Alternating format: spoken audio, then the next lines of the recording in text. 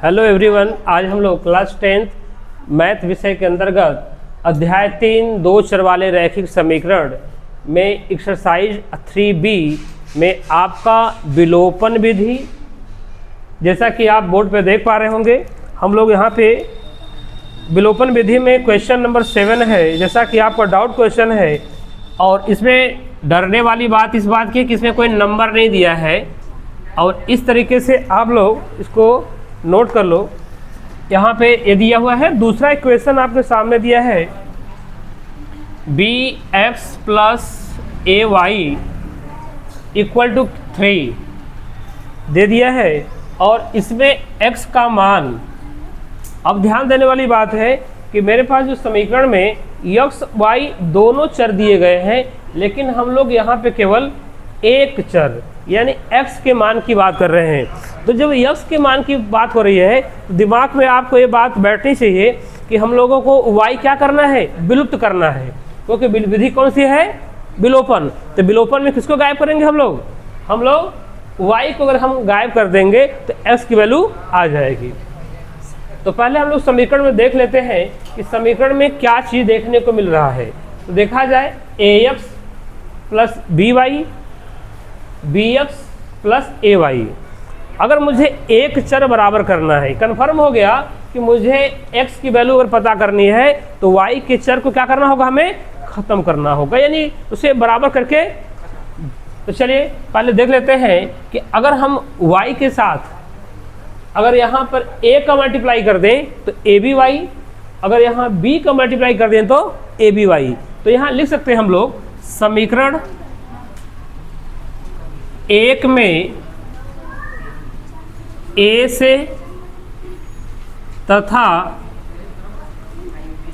समीकरण 2 में b से गुणा। अगर हम लोग समीकरण समीकरण 1 में a से तथा समीकरण 2 में b से गुणा कर लेते हैं तो कहीं ना कहीं मुझे b वाला जो है कट के खत्म हो जाएगा। तो यहाँ पे मल्टीप्लाई कर ले समीकरण 1 में a से a² x + aby बराबर 2a। समीकरण 2 में b से, तो b से गुणा करेंगे तो b² x + aby मल्टीप्लाई करेंगे हम यहाँ पे 3b हो जाएगा। पहले दोनों समीकरण को हम लोग देख लेते हैं कि समीकरण 1 में हमने a से मल्टीप्लाई किया है तो a² x aby + 2a। समीकरण 2 में हमने b से गुणा किया है तो b² x aby और यहाँ पे 3b। अब यहाँ पे अगर देखा जाए तो मुझे y वाला जो चर है बराबर है, अगर चिन्ह अगर समान है तो यहाँ क्या लिखेंगे हम, घटाने पर। अगर विपरीत चिन्ह है तो क्या लिखेंगे, जोड़ने पर। जब घटाने पर लिखेंगे तो sign change sign change sign change, और ये वाला मान आपका कट गया। अब क्या बच रहा है, अब a² x - b² x = 2a - 3b। और इस दोनों में कॉमन क्या है, x को कॉमन लेंगे तो मिलेगा हमें a² - b² = 2a - 3b। अगर हम x को ट्रांसपोज कर लेते हैं यानी पक्षांतर कर लेते हैं तो x बराबर 2a - 3b अपान a² - b²। ये आपका x की वैल्यू आ जाएगी, ये आपका सटीक आंसर हो जाएगा। यहाँ तक पर आंसर दिया है।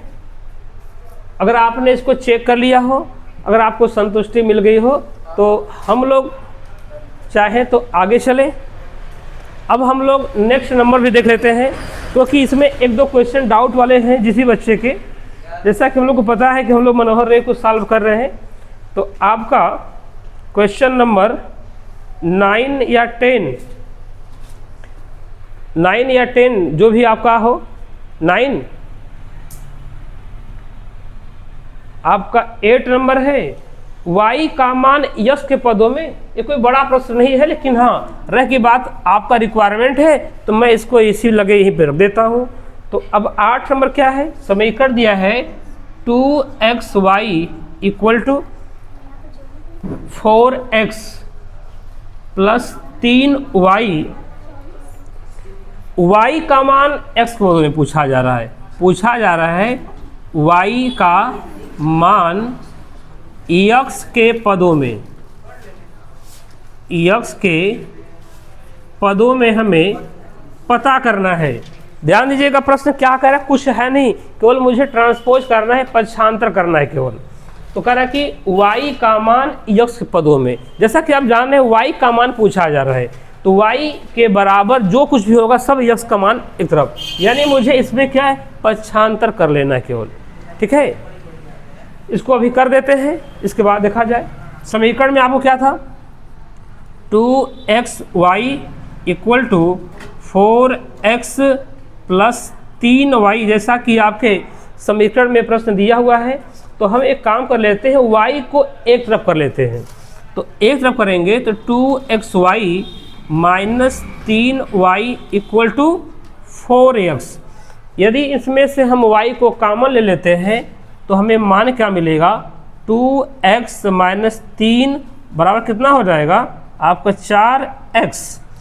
अब y देखो, y का मान पूछ रहा है ना, तो y को उधर करेंगे, y के साथ जो भी मान है उसे कहाँ करेंगे, हम इस साइड में कर लेंगे। अब पक्षांतर करने का तरीका जानते हैं, यदि y को जैसे मैं हटाऊंगा तो y बराबर आपको ये वाली चीज़ कहाँ चली जाएगी, नीचे, तो आपको मिलेगा 4x बटा के 2x माइनस 3। ये आपका y का मान, ये y का ही मान नहीं कहेंगे, कहेंगे y का मान x के पदों में, y का मान आपको x पदों में मिल चुका है। अगर समझ में आया है तो चाहे तो इसको आप लोग नोट कर सकते हैं, और जो भी डाउट होगा आप लोगों का पहले इसको उतार लीजिए। अब 13 नंबर में कोई डर नहीं है, ऐसा ही प्रश्न है, आप लोग इसको उतार लें तो बेहतर है।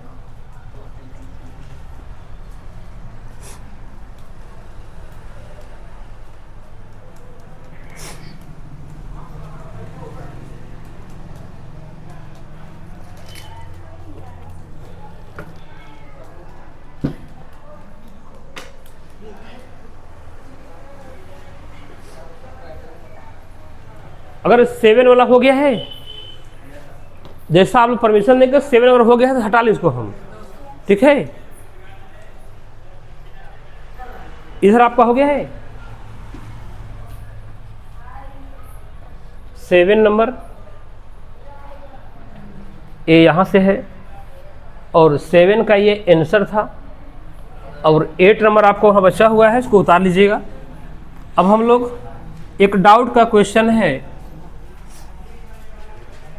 नेक्स्ट क्वेश्चन हमारा क्या है, 30 नंबर। 30 नंबर क्वेश्चन देख लेते हैं क्या है, कह रहा है x माइनस वाई। जैसे हम क्वेश्चन हम नोट करें यहाँ पे, अगर जो बच्चा अगर क्वेश्चन हल कर लिया है तो कोशिश करेगा कि एक बार कर लेगा यहाँ पर या नहीं। अगर हमारे साथ अगर वो धोखा कर रहा होगा तो कोई दिक्कत नहीं है। अभी बोर्ड पे करने का आपको मौका नहीं दे रहे हैं, क्योंकि आपके साथ और सभी बच्चे हैं। और नीचे एक समीकरण x plus y equal to a square plus a b plus b square, यानी आपको 2 समीकरण दिए गए हैं और आपको कौन सी विधि का प्रयोग करना है, विलोपन विधि का प्रयोग करना है। इसको हम समीकरण 1 दे लें, इसको समीकरण हम 2। अगर किसी भी प्रकार की दिक्कत अगर हो, ये वाला हो गया आपका,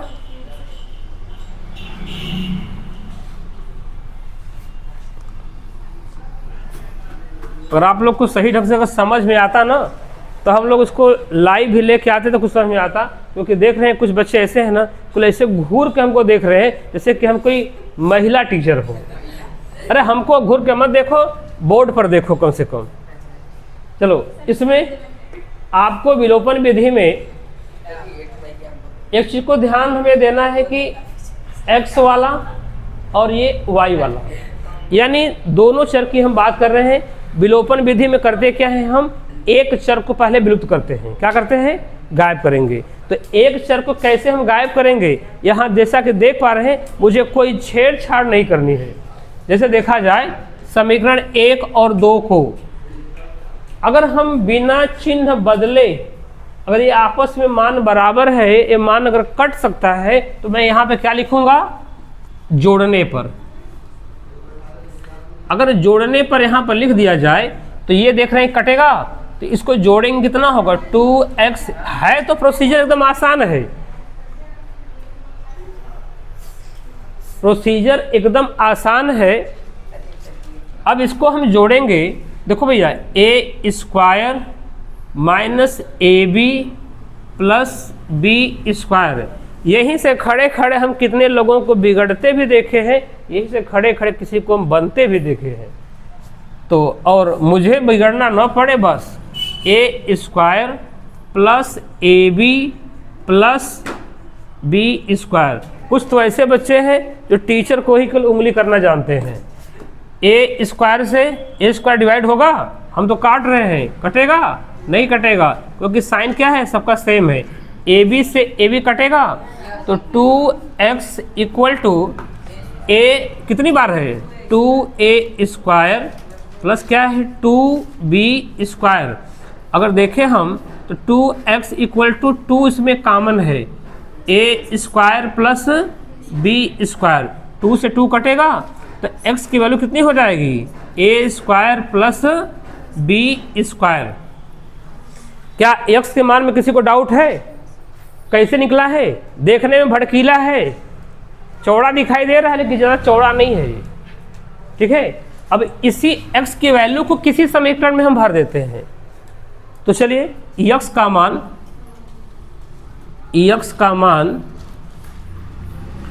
समीकरण आप स्वतंत्र हो, या तो 1 में रख सकते हो या तो 2 में रख सकते हो। x का मान समीकरण 1 में रखने पर क्या प्रद्युम्न बाबू कुछ पकड़ में आ रहा है? तुम तो केवल छापे जा रहे हो, छापे जा रहे हो। यक्स का मान समीकरण 1 में रखने पे, अगर यक्स का मान हम समीकरण 1 में भरते हैं तो x की जगह पर, यक्स की जगह पर क्या भरेंगे हम, a square plus b square, a square plus b square minus y equal to a square minus ab plus b square. तो अगर देखा जाए तो कुछ कटने पीटने वाली जैसी चीज़ें हैं। अगर b से b को कट कर दिया जाए, a से a को कट कर दिया जाए, तो मुझे मिला माइनस वाई बराबर माइनस ए बी, माइनस से माइनस कटेगा y equal to a b. तो मुझे इस विलोपन विधि में दोनों का मान आ गया। x का मान कितना आया है, a square plus b square, y का मान कितना आ गया, ए बी। ये हमारा आंसर हो जाएगा। इसके बाद कोई डाउट है? हाँ, इसके बाद शायद क्वेश्चन नंबर 15 डाउट में है। हाँ, इसको पहले उतार लीजिए। नहीं, कुछ बच्चे ऐसे होते हैं ना, 1 से 10 तक की गिनती जैसे होती है ना, 10 तक नहीं होती, 9 तक होती है। कुछ 9 तक गिनती वाले जो हो गए हैं वो नालायक टाइप के हैं। अभी जो 1 पर गिनती वाले हैं ना, अब स्टेप बाय स्टेप कुछ पकड़ के बैठे पड़े हो, क्या दिक्कत है बोलो? अरे जो दिक्कत है तो हमसे बोलो, हम लोग यहाँ पे सॉल्व कर लेते हैं। उसको क्या सॉल्व कर लेकर गए?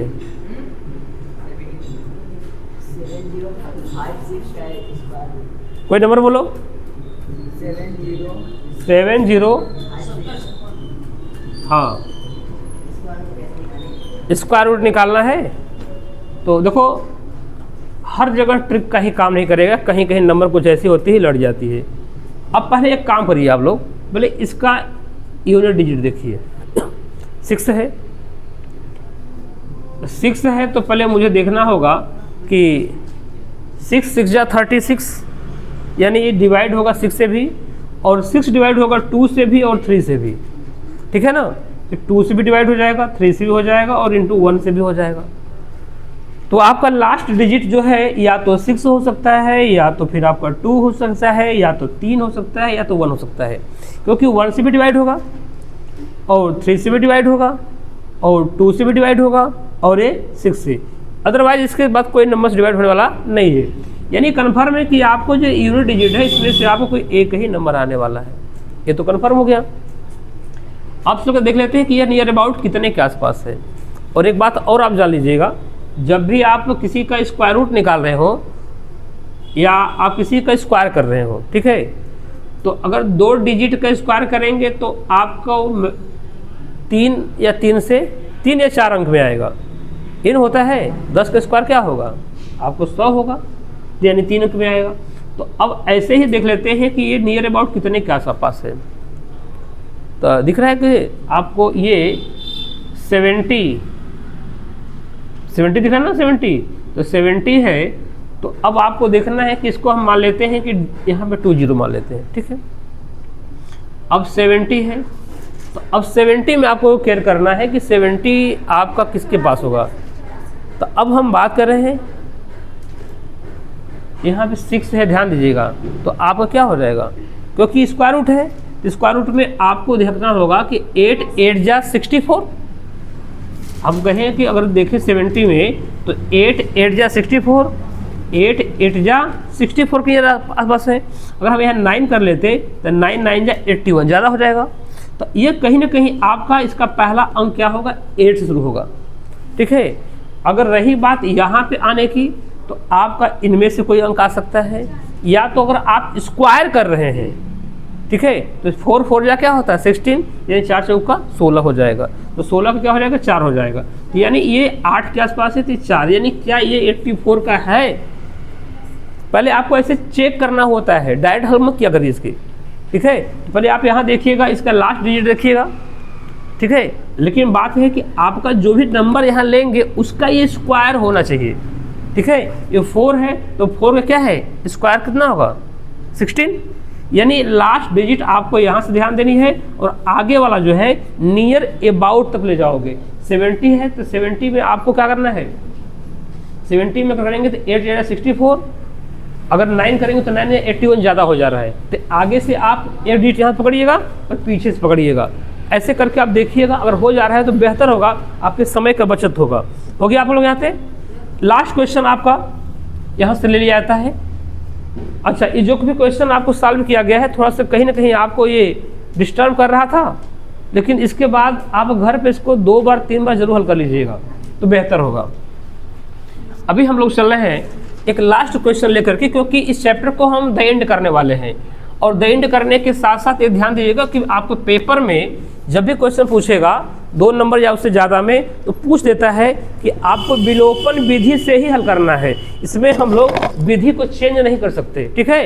ये मत कहिएगा कि हम अपने मन से जैसे लगा ले, नहीं। विलोपन बोलेगा तो विलोपन से, प्रतिस्थापन बोलेगा तो प्रतिस्थापन से।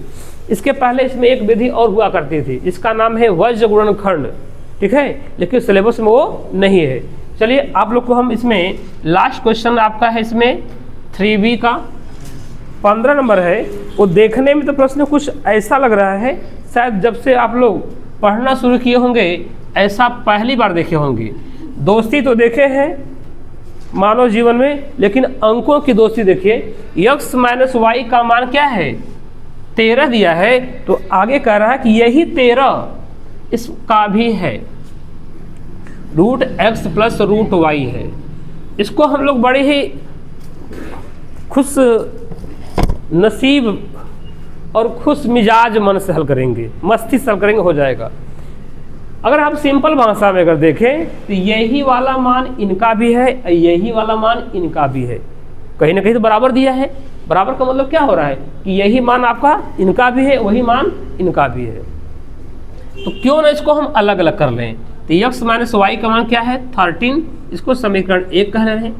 और इसके बाद root x plus root y equal to आपका भी क्या हो जाएगा 13। इसको समीकरण 2 दे रहे हैं, लेकिन ये समीकरण आपको एक दूसरे पे लाई नहीं होता, क्योंकि अगर सिंपल भाषा में समझे, अगर ये सही रूप है और ये इसका बिगड़ा हुआ रूप है, अगर मान ली किसी बिगड़े या व्यक्ति को सही करना हो तो मुझे भी बिगड़ना पड़ेगा, ठीक है।